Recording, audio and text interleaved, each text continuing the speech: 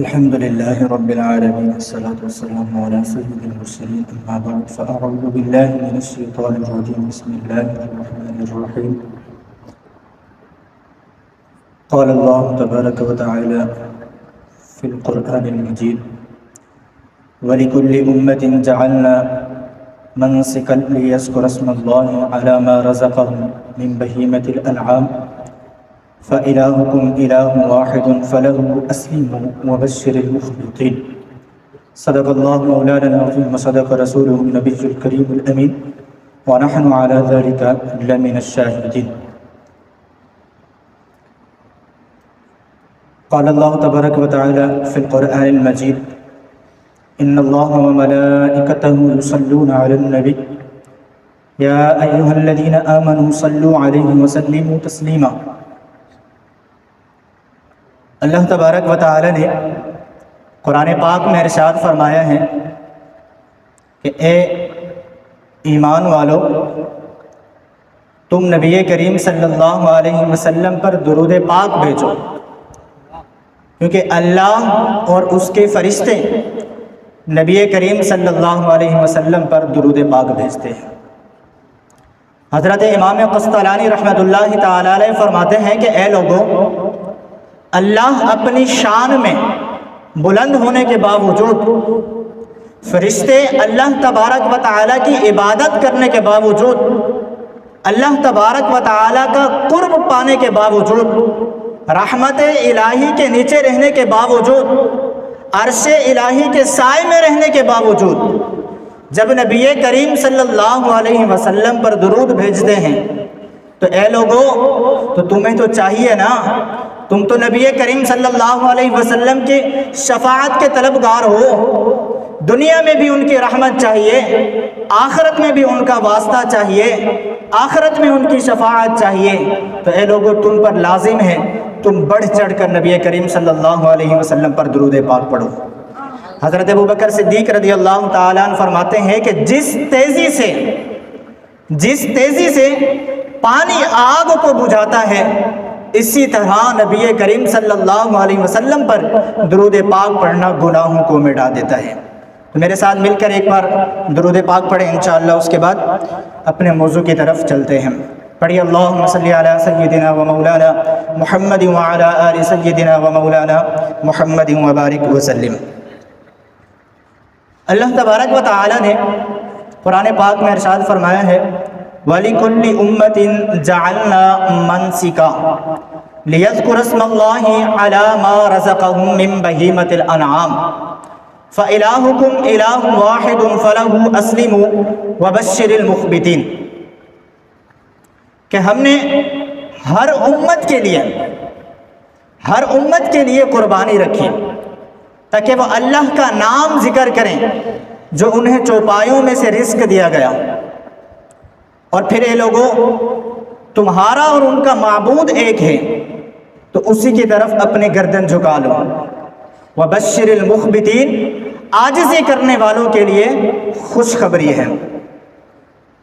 یہ جو میں نے آیت آپ حضرات کے سامنے پڑھی ہے، اللہ تبارک و تعالی نے اس آیت میں 3 چیزیں بیان فرمائی ہیں. اس آیت میں 3 چیزیں بیان فرمائی ہیں، بڑی اہم چیزیں ہیں.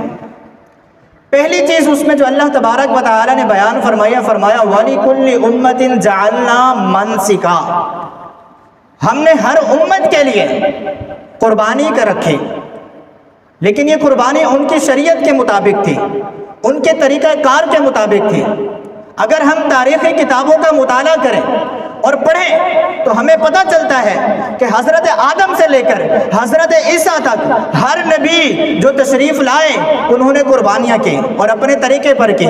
حضرت آدم علیہ السلام کے زمانے کی تاریخ پڑھیں تو حابیل اور قابیل کا واقعہ بڑا مشہور ہے کہ جب انہوں نے قربانی پیش کی اللہ کی بارگاہ میں، پہاڑ پر قربانی بھیجی، جب اس وقت قربانی کا معیار یہ ہوتا تھا قبول کا، ایک روشنی آتی تھی جس کی وجہ سے وہ قربانی قبول ہوتی یا رد کر دی جاتی.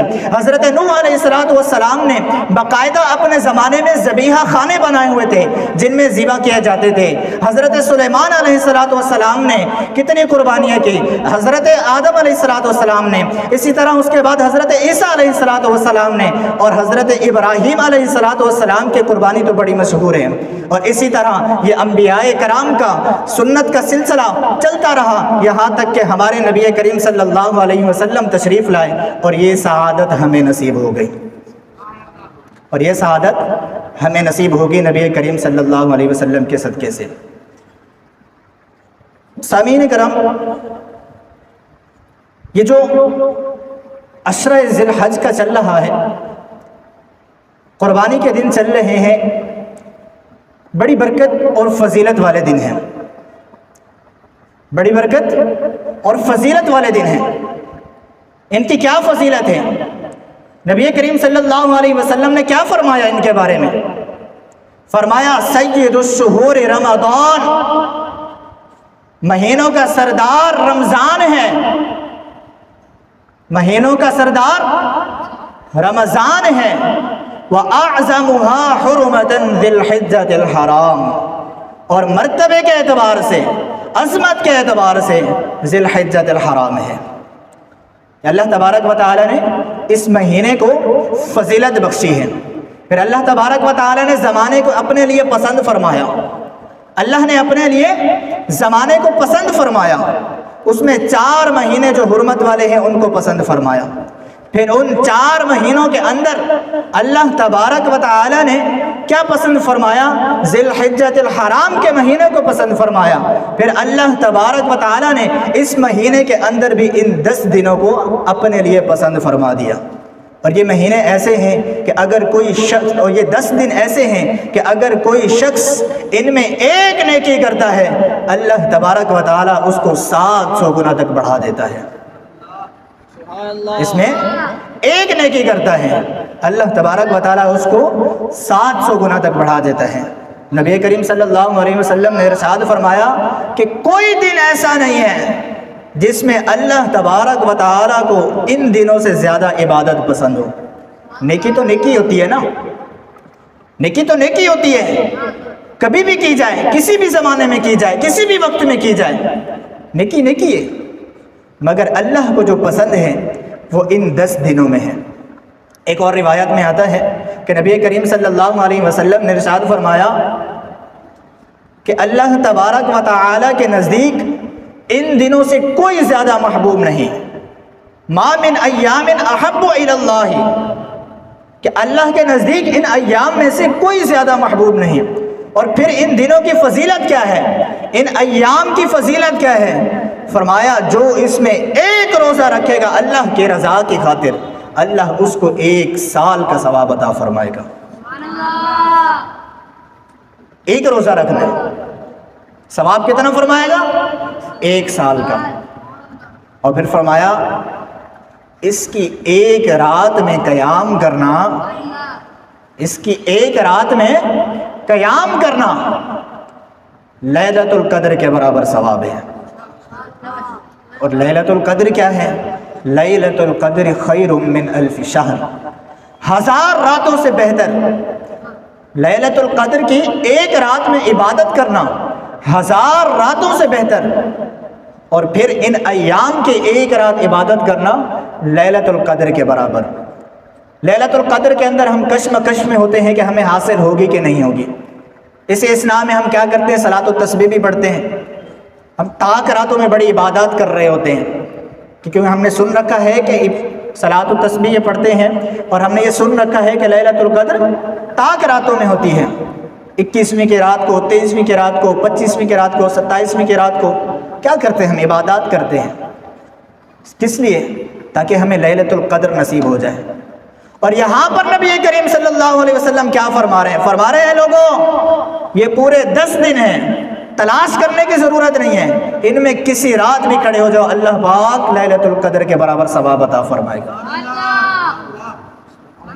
یہ اللہ تبارک و تعالیٰ نے ان دنوں کو، اس مہینے کو، ان راتوں کو، ان لمحوں کو، اس وقت کو یہ فضیلت عطا فرمائی ہے۔ لیکن ہمارا حال کیا ہے کہ ہم نے اس کو بھی ایک رسم سمجھا ہوا ہے، ہمیشہ کی طرح ایک گزر جاتا ہے۔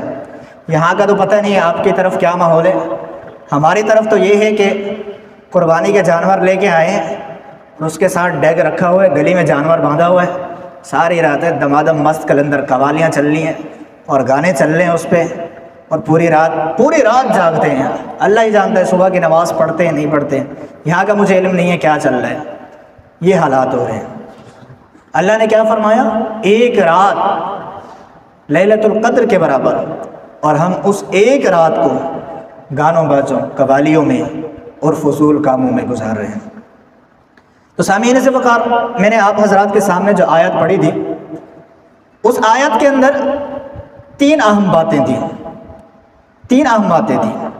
پہلی بات کیا تھی؟ پہلی بات جو میں بیان کر چکا ہوں کہ اللہ تبارک و تعالی نے ہر امت میں ان کی شریعت کے مطابق قربانی رکھی تھی. حضرت آدم علیہ السلام ہو، حضرت نوح علیہ السلام ہو، حضرت سلیمان علیہ السلام ہو، حضرت عیسیٰ علیہ السلام ہو، تمام انبیاء کرام علیہ السلام کی امتوں میں ان کی شریعت کے مطابق قربانی رکھی تھی. اس سے پتہ چلتا ہے کہ قربانی بہت پرانی عبادت ہے، اول سے لے کر اب تک چلی آ رہی ہے. اور اس میں دوسری بات کیا تھی؟ فرمایا لیذکر اسم اللہ، تاکہ وہ اللہ تعالیٰ کا نام ذکر کریں، اللہ تبارک و تعالیٰ کا نام بیان کریں، نام پڑھیں، اپنی زبانوں پر نام لائیں. اس میں کیا ہوگا؟ اس میں دو چیزیں ہوں گی. پہلی چیز کیا ہوگی؟ پہلی چیز یہ ہوگی کہ شکر نعمت ہوگا. اللہ نے جو نعمت عطا فرمائی ہے اس پہ شکر ہوگا. فرمایا نا علی ما رزقہم من بہیمۃ الانعام، جو پایوں کے اندر سے تمہیں جو نعمت عطا کی گئی ہے اس پر شکر ہوگا. آپ دیکھیں نا، اتنے بڑے بڑے جانور چھوٹا چھوٹا بچے لے کے گھوم رہے ہوتے ہیں، ایک لات مار دے تو 6 فٹ اٹھ کے پیچھے جائے گا. لیکن اللہ نے ہم پر احسان کیا ہے، اللہ نے ہم پر یہ نعمت کی ہے. کیا نعمت کی اللہ تبارک و تعالی نے؟ چھوٹا سا بچہ اس کی نکیل پکڑ کے لے جا رہا ہے، اللہ نے اس کو مسخر کر دیا، وہ بھی ساتھ چلے جا رہا ہے. نعمت نہیں ہے اللہ کی؟ اب دیکھتے ہیں کہ کتنے بڑے جانور ہوتے ہیں، ٹکر مار دے، بعض اوقات ایسا ہو بھی جاتا ہے کہ کسی نہ کسی کو مار بھی دیتے ہیں اس طرح، تو پتہ چلتا ہے کہ ہڈی پسلی ٹوٹ گئی ہے اس کی. لیکن اللہ مسخر بھی کر دیتا ہے، اور ایسا بھی ہو جاتا ہے کہ چھوٹے چھوٹے بچے اس کی نکیلیں لے کے گھوم رہے ہوتے ہیں. پھر اسی طرح اللہ تبارک و تعالی نے چوپایوں میں سے ہمیں کتنی نعمتیں دی ہیں. یہ جو ہم سردیوں کے اندر پہنتے ہیں، ماسکٹ وغیرہ، جیکٹ وغیرہ اس طرح چمڑے کی، تو یہ کس سے بنتی ہیں؟ جانوروں کے چمڑے سے تو بنتی ہے نا. اللہ تبارک و تعالی نے یہ نعمت دی ہے. کراچی کے اندر ہی صرف دیکھ لیں کہ دودھ کی سپلائی کتنی ہے. دودھ کے آسمان سے اتر رہے ہیں، دودھ جانور دے رہے ہیں نا. اللہ کی کتنی بڑی نعمت ہے. اللہ کی نعمتوں کا شمار کرتے جاؤ تو تھک جائیں گے ہم، زندگیاں ختم ہو جائیں گی. اول سے لے کر آج تک لکھی جا رہی ہیں کتابیں، لکھی جا رہی ہیں. کتاب کے آخر میں آج تک یہ کسی نے نہیں کہا کہ میں نے اللہ کی نعمتوں کو پورا لکھ لیا. کوئی پورا کر ہی نہیں سکتا. تو اللہ تبارک و تعالیٰ نے ہمیں ایک نعمت دی ہے جانور کی صورت میں، اس کو ہمارے لیے مسخر کر دیا. ہم اس کا گوشت استعمال کرتے ہیں، ہم اس کا دودھ استعمال کرتے ہیں، کھال استعمال کرتے ہیں. پہلے زمانے میں سواری کے لیے بھی استعمال ہوتا تھا. یہ ساری نعمتیں ہیں اللہ تبارک و تعالیٰ نے. اور اس سے دوسری چیز جو معلوم ہوئی، لیذکر اسم اللہ سے دوسری چیز معلوم ہوئی، وہ کیا ہے؟ وہ ہے عقیدہ توحید. عقیدہ توحید عملی طور پر. یوں تو ہم سب مانتے ہیں کہ زمین کو بنانے والا بھی اللہ ہے، آسمان کو بنانے والا بھی اللہ ہے، چاند کو بنانے والا بھی اللہ ہے، سورج کو بنانے والا بھی اللہ ہے، بیمار کرنے والا بھی اللہ ہے، صحت دینے والا بھی اللہ ہے، رزق تنگ کرنے والا بھی اللہ ہے، رزق کشادہ کرنے والا بھی اللہ ہے، ہوا کو روکنے والا بھی اللہ ہے، ہوا کو چلانے والا بھی اللہ ہے، اولاد دینے والا بھی اللہ ہے، اولاد نہ دینے والا بھی اللہ ہے، بیٹا دینے والا بھی اللہ ہے، بیٹی دینے والا بھی اللہ ہے. یہ ہم مانتے ہیں. لیکن قربانی کے ذریعے کیا ہوتا ہے؟ عملی طور پر ایک عملی صورت میں ہم اس کو پیش کرتے ہیں کہ جب قربانی کا دن ہوتا ہے، پوری دنیا کے اندر مسلمان جب قربانی کرتے ہیں، جانور کے گردن پر جب چھری چلاتے ہیں تو سب کہہ رہے ہوتے ہیں اللہ اکبر، اللہ اکبر، اللہ اکبر، نعرہ تکبیر، نعرہ رسالت. تو کیا ہوتا ہے؟ عقیدہ توحید پہ ایک عملاً ہم اس کا اظہار کر رہے ہوتے ہیں. یہ چیز ہوتی ہے. تیسری چیز جو بیان کی گئی ہے قربانی کے اندر، فرمایا گیا آخر میں اس آیت کے اندر فرمایا گیا وبشر المخبتین، عاجزی کرنے والوں کے لیے خوشخبری ہے کہ جو اللہ تبارک و تعالیٰ کی بارگاہ میں عاجزی کرتے ہیں، اپنے آپ کو پیش کر دیتے ہیں، ان کے لیے خوشخبری ہے۔ نبی کریم صلی اللہ علیہ وسلم آپ ان کو بشر، خوشخبری سنا دیں ان کو۔ اب یہ عاجزی کرنے والے کون ہیں؟ اللہ پاک قرآن پاک میں ارشاد فرماتے ہیں کہ الذین اذا ذکر اللہ وجلت قلوبہم واذا تلیت علیہم آیاتہ زادتہم ایمانا وعلی ربہم یتوکلون۔ الذین اذا ذکر اللہ، قربانی کرنے والے وہ ہیں جب ان کے سامنے اللہ کا ذکر کیا جاتا ہے تو ان کے دل اللہ تبارک و تعالیٰ کے خوف سے ڈر جاتے ہیں۔ وَإِذَا تُلِيَتْ عَلَيْهِمْ آيَاتُهُ زَادَتْهُمْ ایمانا، جب ان پر قرآن پاک کے اللہ پاک کی آیات تلاوت کی جاتی ہیں، زَادَتْهُمْ ایمانا، ان کا ایمان بڑھ جاتا ہے۔ وَعَلَىٰ رَبِّهِمْ يَتَوَكَّلُونَ، اپنے رب پر بھروسہ کرنے والے ہیں۔ یہ عاجزی کرنے والوں کے لیے خوشخبری ہے۔ پیارے پیارے اسلامی بھائیوں، یہ جو مہینہ چل رہا ہے قربانی کا، تو یاد رکھیں کہ قربانی کوئی ایک رسم نہیں ہے۔ قربانی کوئی ایک رسم نہیں ہے کہ ہم اس کو بغیر شریعت کے جانے، بغیر کوئی علم حاصل کیے قربانی کریں گے، گوشت حاصل کریں گے، بس جانور ذبح کریں گے اور ختم کر دیں گے، بلکہ یہ سنت ابراہیمی ہے۔ اور ہر بال قربانی کے جانور کے ہر بال کے بدلے میں نیکی ملتی ہے جب اس کو ذبح کیا جاتا ہے، بڑی مشہور روایات ہے۔ اور قربانی کا دن ایسا ہوتا ہے کہ اس دن میں سب سے افضل عمل جو ہوتا ہے وہ قربانی ہی کا ہی ہوتا ہے۔ قربانی سے افضل اور کوئی عمل نہیں ہوتا۔